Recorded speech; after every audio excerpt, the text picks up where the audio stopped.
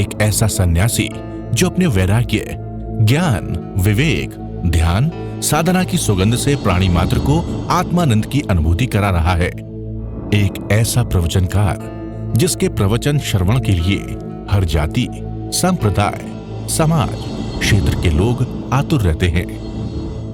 एक ऐसा आत्मार्थी संत जो श्रमण संस्कृति की लौ को भौतिकता की चकाचौंध में भी निरंतर प्रज्वलित रखने हेतु संकल्पित है।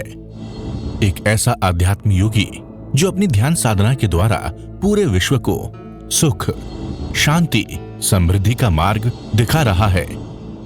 एक ऐसा महासाधक जो भारतीय ऋषि परंपरा को पुष्ट रखते हुए साधनारत है। एक ऐसा समाज सुधारक जो अपनी परंपराओं के निर्वहन के साथ सामाजिक विसंगतियों, कुरीतियों, आडंबरों पर वैज्ञानिक तरीके से प्रहार कर रहा है। ऐसे महान व्यक्तित्व का नाम है आचार्य सम्राट पूज्य श्री शिव मुनि जी महाराज साहेब। गुरु हमको ऐसी कृपा दृष्टि दे। रावण ने यही कहा था कि मेरे मन में जो अशुभ विचार आ गए थे, मैं उसको तुरंत करने के लिए लग गया कि बस सीता मैया को मैंने लेना ही है, सीता को अपने महलों में लाना है। ये अशुभ विचार, मन में कोई अशुभ विचार उत्पन्न हो जाए तो कल पर टालते चले जाओ। अभी मुझे ऐसा नहीं करना, मुझे नहीं करना, मुझे नहीं करना। शुभ भाव मन में आए तो तत्क्षण पूर्ण कर लो। यदि आपके मन में अभी विचार आया कि मुझे ध्यान करना है तो क्या करना, ध्यान कर लेना। यदि आपको विचार आता है कि चलो छोड़ो ध्यान, क्या करना है, सिनेमा चलते हैं, बाहर घूमते हैं, खाना खाते हैं, लोगों के साथ जाते हैं, तो एक अशुभ विचार आया तो आप चलते चलते चलते चलते कहाँ तक पहुंच जाते हैं। तो देखिए हमारे जीवन में 24 घंटे में, रात को सोते समय, उठते समय, चलते समय, कैसे कैसे मन कहाँ कहाँ से विचार लेके आता है, कैसे मन भरा जाता है अशुभ विचारों में, और उसके साथ हम मन के साथ उलझ जाते हैं और बहुत आर्द्र ध्यान कर लेते हैं। आर्द्र ध्यान कर लेते हैं तो कर्मों का बंधन होता चला जाता। तो रावण ने ये कहा था कि अशुभ विचार तुम्हारे मन में उत्पन्न हो जाए तो उसको टालते रहो, करने का प्रयास मत करो। अशुभ विचार आए तो कल पर टालते रहो, और शुभ भाव आ जाए तो तत्क्षण उसको स्वीकार, देने की भावना आ जाए आपको। जैसे मान लीजिए आपके मन में कोई व्यक्ति दुखी है या कहे देने की भावना आ जाए तो तुरंत दे दो। यदि भावना देने की टालते रहे, दे देंगे, कल दे देंगे, क्या जल्दी है, तो आप नहीं दे सकते। ऐसा ही एक एग्जाम्पल मार्क ट्वेन के, जो अमेरिका का बहुत बड़ा लेखक था, चिंतक था। मैंने पहले भी आपके बारे में ये घटना आपने सुनी होगी मार्क ट्वेन के बारे में, कि वो बहुत बड़ा अमेरिका लेखक, चिंतक चर्च में चला गया। चर्च में गया तो प्रीस्ट प्रवचन कर रहा था दान के ऊपर। उसने ऐसा सुंदर प्रवचन किया, बहुत से लोग बैठे थे। उसके मन में भाव आ गया कि क्या दान के ऊपर बात की ही है, मुझे दान देना चाहिए, ज़रूर देना चाहिए। तो उसके मन में विचार आया कितना, तो मेरे पास $100 है। तो कहते $100 दे दूँ इसको मैं, ऐसा प्रवचन तो मैं $1000 भी दे दूँ। विचार आता रहा, विचार करता रहा। फिर मन में विचार आया $1000, मेरे पास तो 100 है। फिर विचार आया 100 कैसे दे दूँ, अभी तो मैंने अपने मकान का किराया भी देना है, उसमें भी पैसे चले जाएंगे। $50 उसको भी देने पड़ेंगे, मैं 50 दे दूँ। फिर सोचा 50 कैसे दे दूँ, अभी घर का सब्जी लानी है, दूध का बिल भी देना है, उसमें चले जाएंगे 25। ऐसे करते करते फिर बोलता रहा कि इसने शब्द ही कहे हैं ना, दान के ऊपर बोला है, दिया तो नहीं। तो बोलने से क्या होता है, करने से क्या होता है। धीरे धीरे वो 1000 के 100 आ गया, 100 के 50, 50 के 25, 25 के मन में विचार आया। अब जब प्रवचन पूरा होता है तो कोई व्यक्ति अपना हैट लेकर के सबकी ओर घूमता है कि जो जिसने देना है दे दो। जैसे आप रामलीला में जाते हैं तो देखते हैं रामलीला में आरती घुमाई जाती है और आरती में कोई लोग पैसे डालते चले जाते हैं, जो जिसने देना हो वो ले जाते। अब देखा वो आज एक आदमी, चर्च का आदमी ठैठ लेकर के आ रहा है कि उसमें पैसे डाल दो। उसके मन में ख्याल आया कि मेरे पास आ रहा है, मन में कहीं ऐसा भावना आ जाए। कौन कौन देखता है, आप ऐसे हाथ रखते हो, पैसे उठा लेते हो कि अपना डालते हो। तो मैं कहता पैसे उठा ना लूँ, वो बाहर चला गया, भाग गया कि ऐसा मेरा मन। ऐसा ये मार्क ट्वेन ने अपनी सच्ची कहानी लिखी है कि हम कई बार सोचते हैं दान देना, कई बार लोग लिखा भी आते हैं, लिखाने के बाद भी नहीं देते। दे देंगे, कोई मांगेगा को दे देंगे, मांगने पर भी आ जाते हैं, अच्छा फिर आना, कल आ जाना, बेटा घर नहीं है, ऐसा नहीं है। तो लोग कई बार हम देखते हैं कि लिखाने पर भी लोग नहीं देते। तो कहने का अर्थ, जो आपने अच्छा कार्य करना है उसको तुरंत कर ले, छोड़ना मत, पीछे मत लगना, उसके साथ लगे रहना। तो मन को साधना बहुत कठिन है। सारे कार्य मन से होते हैं। मन, इट इज़ द माइंड। ये मन बीज की भांति है, बीज से वृक्ष बनता है। जो मन में विचार डालते हो, अशुभ डालते हो तो अशुभ फल होता है। जैसा बीज डाल दिया आपने ज़मीन में मिर्ची का डाल दिया, तो जितना ही पानी दे दो मिर्ची ही निकलेगी।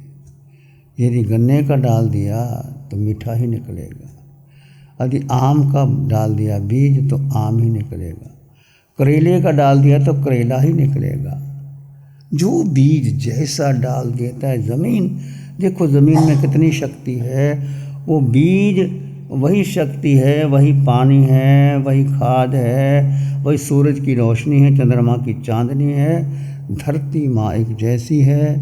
बीज अपनी शक्ति से, जैसा बीज की अंतर की क्वालिटी होती है, मिर्च का बीज है तो मिर्च कितना कड़वापन, तीखापन, मिर्ची आप खाते हैं तीखी होती है।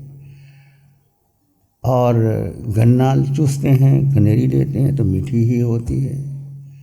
और करेले को खाते तो कड़वा ही होता है। आम खाते हैं तो आम का रस आता है।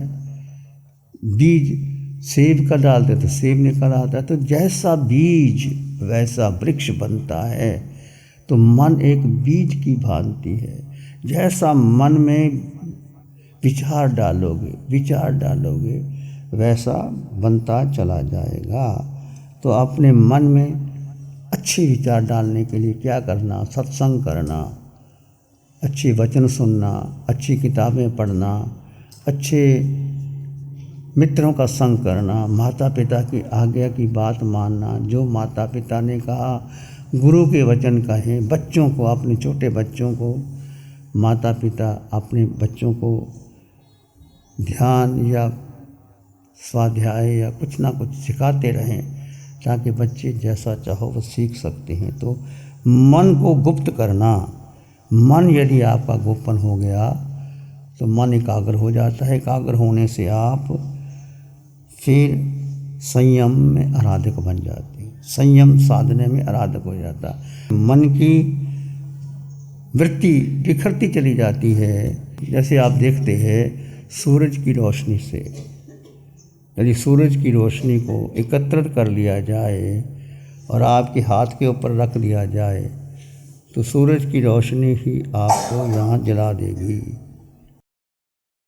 सूरज आकाश में हज़ारों मील दूर, और उसकी जो रेज़ हैं, उनका जो लाइट है, उसको कंसंट्रेट करके यदि आप अगर सोलर प्लांट लगे हैं जो बिजली बनती है, आपके घर के ऊपर लगते हैं, तो सूरज तो सब जगह वही है, परंतु सूरज की रोशनी कंसंट्रेट होकर के वहाँ आ जाती है और उससे बिजली बनती है और बिजली से आपके सारे कार्य बन जाते हैं। तो आज के युग में इसका बहुत बड़ा लाभ भी है।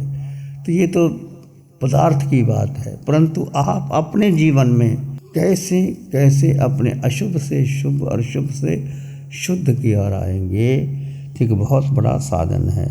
आगे पूछा गया मन गुप्ती के बाद वचन गुप्ती से जीव को क्या लाभ होता है।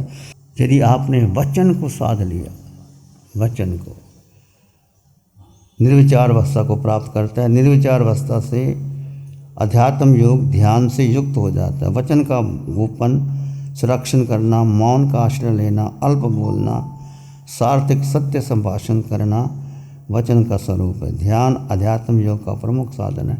यदि आपने मन को वचन को साध लिया तो आप ध्यान की गहराई में जा सकते हैं, और ध्यान की गहराई में जाते जाते आप आगे बढ़ सकते हो। साधक बाह्य विफाओं से सिमट कर गुप्त होकर के अपनी आत्मा से विहार करने लग जाता है। वचन मीठा बोलना, मधुर बोलना, तीखे बोल सही कहता हूँ सीना छलने कर जाते हैं। मरम प्यार का मिल जाए तो घाव हृदय के भर जाते हैं। यदि आप किसी को तीखे वचन कहते हो, कहते तीर का तलवार का घाव भर जाता है। युद्ध लड़ते हैं लोग और तीर तलवार लगता है, परंतु धीरे धीरे उसका घाव भर जाता है। ऐसे ही यदि आप किसी को कड़वा वचन बोल देते हैं, वो कड़वा वचन बहुत समय तक याद रहता है। कौरवों और पांडवों का युद्ध हुआ, आपने देखते हैं कि द्रौपदी ने एक वचन कह दिया था, पकड़कर हाथ में लकड़ी करो इमदाद अंधे की, पकड़कर हाथ में लकड़ी करो इमदाद अंधे की, ये अंधा नहीं तो है औलाद अंधे की। इतना कहने से दुर्योधन को वो तीर की तरह चुभ गया और युद्ध हुआ और कितना नुकसान हो गया। मूल कारण, किसी को आप कुछ कहते हैं तो तीखे वचन नहीं कहना। मन गुप्ती, वचन गुप्ती, काया गुप्ती। मन को साधने का प्रयास कीजिए। आप स्वयं ही अपने मन को साध सकते हैं और कोई नहीं कर सकता। मन, वचन और काया, ये तीन गुप्ती है, गुप्ती से आगे बढ़ सकती है। प्यारी गुरुवाणी है। ध्यान करें, आंखें बंद, मन वचन काया शांत, शरीर शांत, विचार शांत, सृष्टि शांत, वातावरण शांत, हर दिशा हर किनारा शांत शांत शांत। सिर के सिरे से पांव के अंगूठे तक अपने भीतर शुद्ध चेतना का एहसास कीजिए। दो तत्व जुदा जुदा, आकार और निराकार।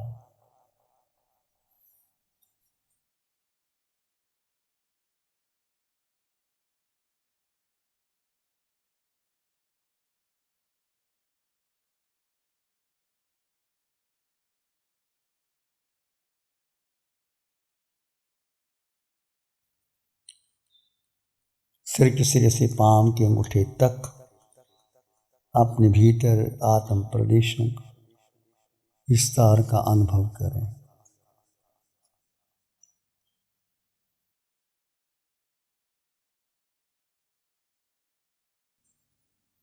अपने भीतर गहन मौन और शांति का अनुभव करें। सिर के सिरे से पांव के अंगूठे तक आत्म प्रदेशों के स्पंदन का अनुभव करें। दो तत्व साथ साथ में हैं पर दोनों अलग अलग हैं। जड़ का, देह का स्वभाव परिवर्तनशील है। बचपन, जवानी, बुढ़ापा सब देह पर आता है। आत्मा का जन्म नहीं, मरण नहीं, बचपन नहीं, बुढ़ापा नहीं। आत्मा एक अटल सत्य तत्व है, वो तुम्हारे पास था, है, रहेगा, निश्चित रहेगा। थोड़ी देर के लिए मौन और गहन शांति का अनुभव करें।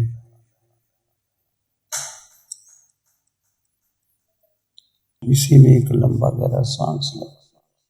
अरिहंत परमात्मा के चरणों में अनंत कृतज्ञता ज्ञापित करो। एक और लंबा गहरा सांस। अरिहंत परमात्मा के चरणों में नमन और वंदन। दोनों हाथों को आंखों पर ले जाएं, हल्का सा स्पर्श, धीरे से आंखें खोल सकते हैं। नमो अरिहंतानंग, नमो सिद्धानंग, नमो आयर्यानंग, नमो उपजयनंग, नमो लोय सब सावनंग, धम्मो मंगल मुखिठम, अहिंसा संयमो तवो देवावित्तं नमं संति जस धम्मे श्यामं। श्री चत्तारी मंगलम अरहंता मंगलम सिद्धा मंगलम साहु मंगलम केवली पानत्तो धम्मो मंगलम। चत्तारी लोग उत्तमा, अरहंता लोग उत्तमा, सिद्धा लोग उत्तमा, साहु लोग उत्तमा, केवली पानत्तो धम्मो लोग उत्तमो। चत्तारी शरणं पवज्जामि, अरहंते शरणं पवज्जामि, सिद्धे शरणं पवज्जामि, साहु शरणं पवज्जामि, केवली पानत्तं धम्मं शरणं पवज्जामि। चारे शरण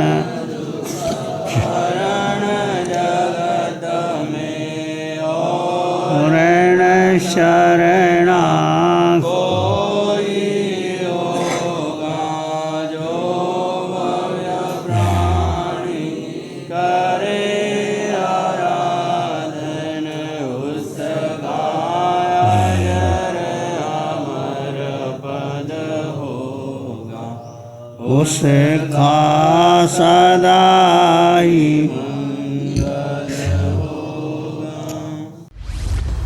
लग्जरी, कंफर्ट, शानदार view, park inn by Radisson hotel. अपनेपन का एहसास, यहां बिताया हर पल आपके लिए होगा खास। यहां के अमेजिंग रूम्स, बैंक्वेट हॉल, तमाम प्रकार के प्योर वेज जैन फूड, जिंदा दिल लोगों के खूबसूरत शहर सूरत में रेडिसन ग्रुप की स्टार रेटेड लग्जूरियस होटलों में सबसे अग्रणी है park inn by Radisson hotel. एक बार अवश्य विजिट करें सूरत अडाजन में park inn by Radisson hotel. Project by Sumeru group, Shri Babulal Mandot, Surat. गुरु हमको ऐसी कृपा दृष्टि दे।